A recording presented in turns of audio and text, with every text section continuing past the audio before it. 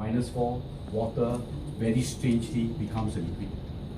Below -4, it gets back into a solid.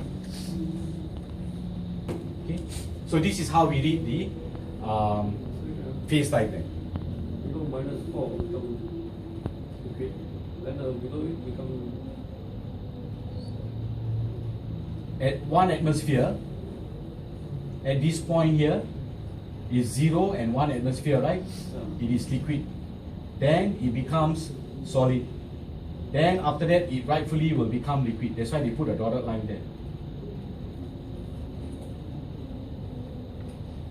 As the temperature, as the pressure also change. They put a dotted line there to caution us or remind us. What are the horizontal line there? What the line below solid wood? Here, Here, below. here. Yeah. That was, yellow color also liquid. No, actually this is not yellow. It's supposed to.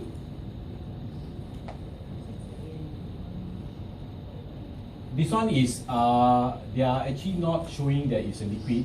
They're actually drawing a different color to show you the change. Huh? Because below -4, definitely it is a solid. Solid.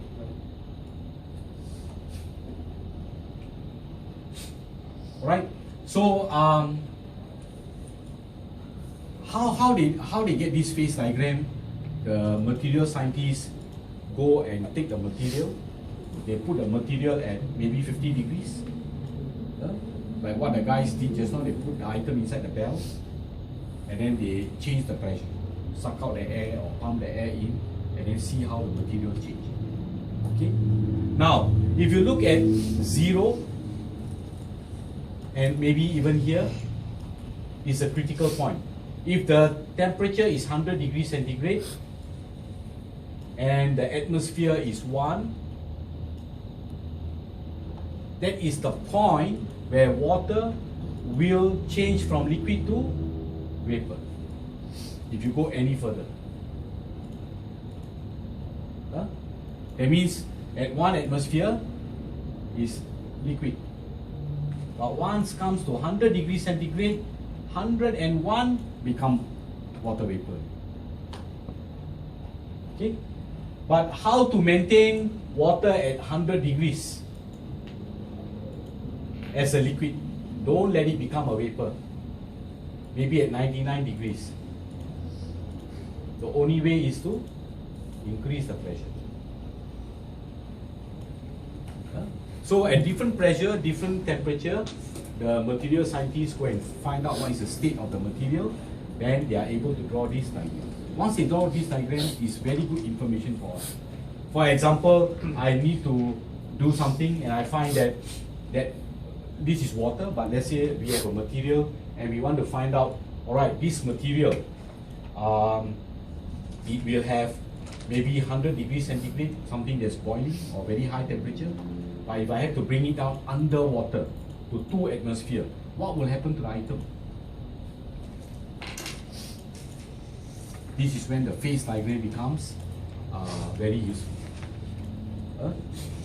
One example of people doing manufacturing in the marine industry and have a lot of questions to ask about the behavior of the material under very high pressure will be those people who do a lot of underwater work, like submarines. There are a lot of items inside the submarine that is supposed to boil. We have the boiler, we have certain things that need to have certain temperature. But the submarine is always going deeper and deeper into the sea, which means the atmosphere will become very high. Submarine sometimes may even need to operate very easily beyond 100 meters. Very common. 100 meters, we are talking about 10 atmosphere. That means whatever pressure you feel now, you feel 10 times the pressure. So how will the material behave? How will the steel that is formed on a submarine behave? We have to know. How? Take the material, dive down. Cannot. Of course you can do that, but a cheaper way in engineering or cost reduction way of understanding is to make use of phase diagram. So the phase diagram is very useful. Now, we are going to look at some YouTube video on some 3 important phase diagram. One of them is steel carbon, because in engineering, steel carbon or iron, steel and carbon mixture is the most widely used for doing a lot of manufacturing. Alright. Another one we will look at as helium. Another very important one is CO2, carbon dioxide. Because carbon dioxide also quite interesting, the behavior under different temperature and different pressure. Because carbon dioxide, which is actually what? Dry ice, you know, right? Dry ice is carbon dioxide, which is actually gas, but pressurized so high until it becomes solid level. That's the reason why you take it out into atmosphere. It is not stable at 1 atmosphere. It is only stable and remains solid at high pressure. When you open from the box and take it out to 1 atmosphere, straight away it will vaporize. And CO2 is also a gas that is very highly used for cooling effect. Dry ice, you all know, you cannot go and touch, right? Touch, because the cooling effect is quite useful.